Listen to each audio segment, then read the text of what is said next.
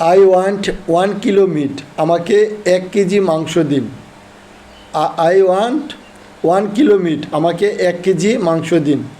Cut into pieces, টুকরা করুন। Cut into pieces, টুকরা করুন। কাট ইন্টু পিসেস, টুকরা করুন। রিমুভ ফার্স্ট, চর্বি বাদ দিন। রিমুভ ফ্যাট, রিমুভ ফ্যাট, চর্বি বাদ দিন। রিমুভ ফ্যাট, চর্বি বাদ দিন।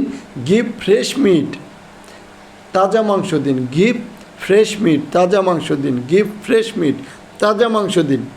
গিভ ফ্রেশ মিট, তাজা মাংস দিন। গিভ ফ্রেশ মিট, তাজা মাংস দিন। আমাদের আজকে দিস ইজ নট ফ্রেশ, এটা তাজা না। ইট ইজ নট ফ্রেশ, এটা তাজা না।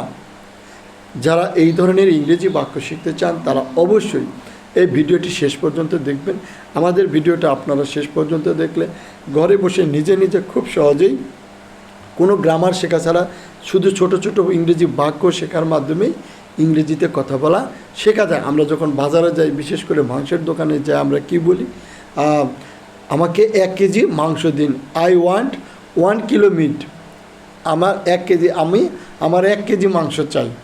হ্যাঁ, বা আই ওয়ান্ট 1 কিলো মিট, আমার 1 কেজি মাংস চাই। আই ওয়ান্ট 2 কিলো মিট, আমার 2 কেজি মাংস চাই। আই ওয়ান্ট 5 কিলো মিট, আমার 5 কেজি মাংস চাই। আই ওয়ান্ট 10 কিলো মিট, আমার 10 কিলো মাংস চাই, 10 কেজি মাংস চাই।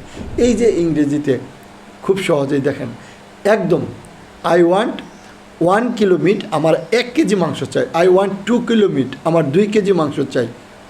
তারপর কি হলে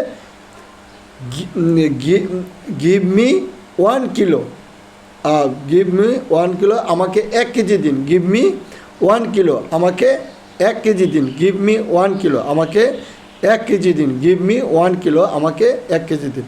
আপনারা সকলেই ভালো থাকবেন, ধন্যবাদ।